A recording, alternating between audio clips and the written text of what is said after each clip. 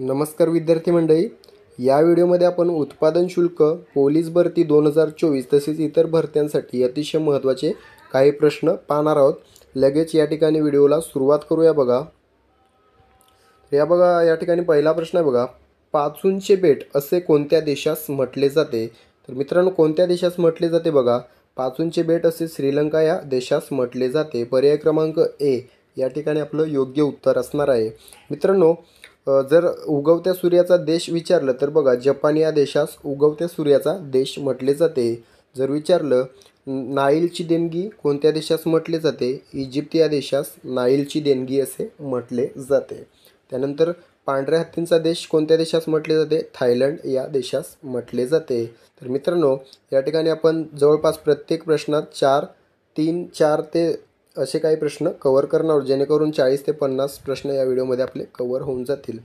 तर बघा, पुढील प्रश्न आहे बघा, एस्किमो लोक मासेमारीसाठी कोणती बोट वापरतात? कोणती? तर मित्रांनो, या ठिकाणी बघा, पर्याय क्रमांक सी आपलं योग्य उत्तर होणार आहे। कायाक ही बोट वापरतात एस्किमो लोक मासेमारीसाठी। त्यानंतरचा प्रश्न आहे बघा, खालीलपैकी कोणता गवताळ प्रदेश उत्तर अमेरिका खंडात आहे? प्रेयरी, पंपास, स्टेप्स की डाउन्स?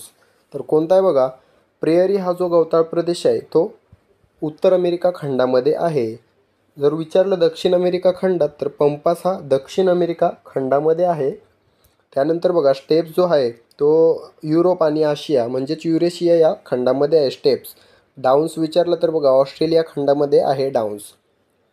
अतिशय महत्त्वाचा टॉपिक आहे। त्यानंतरचा प्रश्न आहे बघा, जोजोबा या वृक्षाची लागवड भारतात कुठे केली जाते? मध्य प्रदेश, राजस्थान, आंध्र प्रदेश, कर्नाटक पैकी कुठे केली जाते? तर मित्रांनो, राजस्थानच्या वाळवंटात, थार वाळवंट किंवा राजस्थान वाळवंटामध्ये या जोजोबा वृक्षाची लागवड केली जाते। मित्रांनो, औषधी गुणधर्म असणारे हे वृक्ष आहे। तेल याचे जास्त करून फेमस आहे। भारतामध्ये फक्त राजस्थानमध्ये याची लागवड होते, बाकी लागवड ही याची विदेशामध्ये होत असते। तर लक्षात असू द्या, राजस्थानच्या थार वाळवंटामध्ये हे लागवड केली जाते। तर मित्रांनो, राजस्थान वाळवंट किंवा थार वाळवंट हे जगातील कितव्या क्रमांकाचे मोठे वाळवंट आहे? 7व्या क्रमांकाचे मोठे वाळवंट आहे, लक्षात असू द्या। त्यानंतरचा प्रश्न आहे बघा, महादेवाचे सोमनाथ हे ज्योतिर्लिंग खालीलपैकी कोणत्या ठिकाणी आहे? उज्जैन, श्रीशैलम, शिवपुरी की सौराष्ट्र? तर मित्रांनो, कुठे आहे? पर्याय क्रमांक डी या ठिकाणी योग्य उत्तर असेल। सौराष्ट्र, गुजरात या ठिकाणी सोमनाथ हे ज्योतिर्लिंग आहे, लक्षात असू द्या। या ठिकाणी उज्जैनला कोणते ज्योतिर्लिंग आहे? बघा, उज्जैनला आहे महाकालेश्वर। मध्य प्रदेशमधील उज्जैनला महाकालेश्वर, तसेच मध्य प्रदेशमधील शिवपुरी या ठिकाणी ओमकारेश्वर। लक्षात असू द्या, कन्फ्यूज व्हायचं नाही। उज्जैनला महाकालेश्वर, शिवपुरीला ओमकारेश्वर। श्रीशैलम या ठिकाणी मल्लिकार्जुन, आंध्र प्रदेशमधील श्रीशैलम या ठिकाणी मल्लिकार्जुन हे ज्योतिर्लिंग आहे। त्यानंतरचा प्रश्न आहे बघा, भारताची आध्यात्मिक राजधानी खालीलपैकी कोणत्या शहरास म्हटले जाते? केदारनाथ, वाराणसी, पुणे की नाशिक? तर कोणत्या शहरास म्हटले जाते? बघा, आध्यात्मिक राजधानी वाराणसी या शहराला म्हटले जाते। मित्रांनो, जर विचारलं मध्य राजधानी, तर नाशिक या शहरास मध्य राजधानी असे म्हटले जाते। मुंबई काय आहे? तर मुंबई आर्थिक राजधानी आहे। त्यानंतरचा प्रश्न आहे बघा, कोणत्या देशाचे राष्ट्रगीत रवींद्रनाथ टागोर यांनी लिहिले आहे? बांगलादेश, पाकिस्तान, अफगाणिस्तान की चीन? कोणत्या देशाचे? बांगलादेश या देशाचे राष्ट्रगीत हे रवींद्रनाथ टागोर यांनी लिहिलेले आहे। भारत व बांगलादेश या दोन देशांचे राष्ट्रगीत हे रवींद्रनाथ टागोर यांनी लिहिलेले आहे। त्यानंतरचा प्रश्न आहे, लोकमान्य टिळक पुरस्कार 2023 कोणास मिळाला? नरेंद्र मोदी, देवेंद्र फडणवीस, अमित शहा की एकनाथ शिंदे? तर मित्रांनो, नरेंद्र मोदी यांना मिळालेला आहे 2023चा लोकमान्य टिळक राष्ट्रीय पुरस्कार। नरेंद्र मोदी यांना पुणे या ठिकाणी मिळालेला आहे। कुठे? पुणे या ठिकाणी नरेंद्र मोदी यांना मिळालेला आहे। अमित शहा हे भारताचे गृहमंत्री तसेच BJPचे माजी अध्यक्ष आहेत। एकनाथ शिंदे महाराष्ट्राचे मुख्यमंत्री, देवेंद्र फडणवीस हे महाराष्ट्राचे उपमुख्यमंत्री आहेत। त्यानंतरचा प्रश्न आहे बघा, गरजा जय जयकार क्रांतीचा या कवितेचे कवी कोण आहेत? केशवसूत, अण्णाभाऊ साठे, कुसुमाग्रज, नारायण सुर्वे. कोण आहेत बघा? कुसुमाग्रज हे गरजा जय जयकार या कवितेचे कवी आहेत. यांचं पूर्ण नाव काय? विष्णू वामन शिरवाडकर. यांचा जन्मदिन 27 फेब्रुवारी हा महाराष्ट्रामध्ये मराठी भाषा किंवा राजभाषा दिन म्हणून साजरा केला जातो. तर मित्रांनो, केशवसूत यांचं पूर्ण नाव तुम्ही मला कमेंट करून सांगायचं आहे. त्यानंतरचा प्रश्न बघा, नेहरूंच्या डिस्कवरी ऑफ इंडिया या ग्रंथाचे मराठीत भाषांतर कोणी केले? पु ल देशपांडे, साने गुरुजी, बासी मर्ढेकर की नारायण सुर्वे. तर मित्रांनो, नेहरूंच्या डिस्कवरी ऑफ इंडियाचे मराठीत भाषांतर साने गुरुजींनी केले. भारताचा शोध असं त्याचं नाव आहे. साने गुरुजी हे योग्य उत्तर असणार आहे. त्यानंतरचा प्रश्न आहे बघा, महाराष्ट्राचे आरोग्यमंत्री सध्या कोण आहेत? मित्रांनो, कोरोना परत रुग्ण भेटत आहेत, तर हा प्रश्न महत्त्वाचा आहे. तर महाराष्ट्राचे आरोग्यमंत्री सध्या कोण आहेत? धनंजय मुंडे, मनसुख मांडविया, दीपक केसरकर की तानाजी सावंत. तर मित्रांनो, कोण आहेत बघा?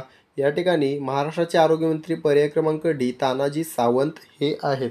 तानाजी सावंत या ठिकाणी योग्य उत्तर असणार आहे. जर भारताचे विचारले आरोग्यमंत्री तर मनसुख मांडविया हे भारताचे आरोग्यमंत्री आहेत. धनंजय मुंडे महाराष्ट्राचे कृषी मंत्री आहेत. दीपक केसरकर महाराष्ट्राचे शालेय शिक्षण मंत्री आहेत. त्यानंतर प्रश्न बघा, विद्युत जनित्र खालीलपैकी कोणते कार्य करते? पोलीस भरती 2023 ठाणे ग्रामीणला विचारलेला प्रश्न आहे. विद्युत जनित्र खालीलपैकी कोणते कार्य करते? रासायनिक ऊर्जेचे रूपांतर विद्युत ऊर्जेत, यांत्रिक ऊर्जेचे रूपांतर विद्युत ऊर्जेत, विद्युत ऊर्जेचे रूपांतर रासायनिक ऊर्जेत, विद्युत ऊर्जेचे रूपांतर यांत्रिक ऊर्जेत. कोणतं कार्य करते?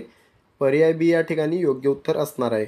यांत्रिक ऊर्जेचे रूपांतर विद्युत ऊर्जेत करण्याचे कार्य जनरेटर किंवा विद्युत जनित्र करते. त्यानंतर बघा, नुकतंच lieutenant vice admiral dash dash यांना मरणोत्तर वीरचक्र पुरस्कार मिळाला. वीरचक्र कोणास मिळालेला आहे बघा? अभिनव गुप्ता, बेनॉय रॉय चौधरी, शरणजीत सिंग, बिपिन रावत पैकी बेनॉय रॉय यांना हा पुरस्कार मिळालेला आहे. वीरचक्र मरणोत्तर बेनॉय रॉय हे योग्य उत्तर असणार आहे. बिपिन रावत यांना मरणोत्तर कोणता पुरस्कार मिळाला? पद्मविभूषण पुरस्कार मिळालेला आहे. बिपिन रावत हे भारताचे पहिले CDS आहेत. लक्षात असू द्या, पहिले CDS chief of defence staff हे बिपिन रावत आहेत. त्यानंतर प्रश्न आहे, भारतात पहिली सार्वत्रिक निवडणूक खालीलपैकी कोणत्या वर्षी पार पडली? 1956, 1960, 1953, 1952. कोणत्या वर्षी पार पडलेली आहे? या ठिकाणी पर्याय क्रमांक डी 1952 योग्य उत्तर असणार आहे. त्यानंतरचा प्रश्न आहे बघा, खालीलपैकी जीवनसत्व ड चे शास्त्रीय नाव काय आहे? रेटिनॉल, एस्कॉर्बिक ॲसिड, कॅल्सिफेरॉल, टोकोफेरॉल पैकी काय योग्य उत्तर आहे बघा? तर या ठिकाणी बघा मित्रांनो, कॅल्सिफेरॉल हे जे शास्त्रीय नाव आहे ते विटॅमिन ड किंवा जीवनसत्व ड चे शास्त्रीय नाव आहे. कॅल्सिफेरॉल या ठिकाणी योग्य उत्तर असणार आहे. मित्रांनो, रेटिनॉल हे कोणत्या विटॅमिनचे शास्त्रीय नाव आहे बघा? रेटिनॉल हे विटॅमिन ए चे शास्त्रीय नाव आहे.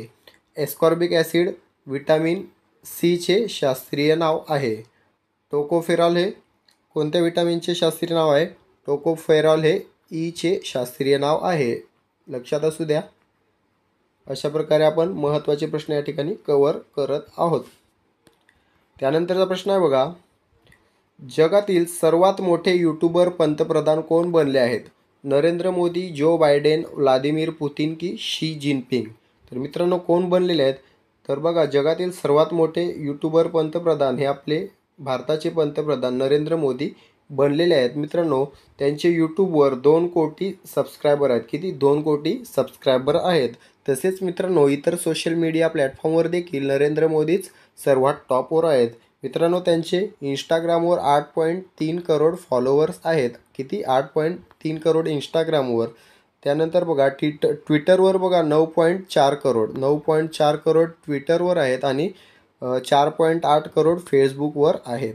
यूट्यूबवर किती 2 कोटी सबस्क्रायबर आहेत. अशा प्रकारे मित्रांनो सगळीकडे टॉपवर नरेंद्र मोदी आहे. जगातील सर्वाधिक लोकप्रिय पंतप्रधान यामध्ये देखील 76% मतांसह मोदी हे जगातील सर्वात लोकप्रिय नेते बनलेले आहेत. नरेंद्र मोदी. जो बायडन हे अमेरिकेचे राष्ट्राध्यक्ष आहेत. व्लादिमीर पुतिन हे रशियाचे राष्ट्राध्यक्ष आहेत. शी जिनपिंग हे सलग तिसऱ्यांदा चीनचे राष्ट्राध्यक्ष आहेत. लक्षात असू द्या. अशा प्रकारे आपण अतिशय महत्त्वाचे प्रश्न या ठिकाणी कव्हर केलेले आहेत. व्हिडिओ आवडला असेल व्हिडिओला लाईक करा, चॅनलला सबस्क्राईब करा, व्हिडिओला जास्तीत जास्त शेअर करा. धन्यवाद.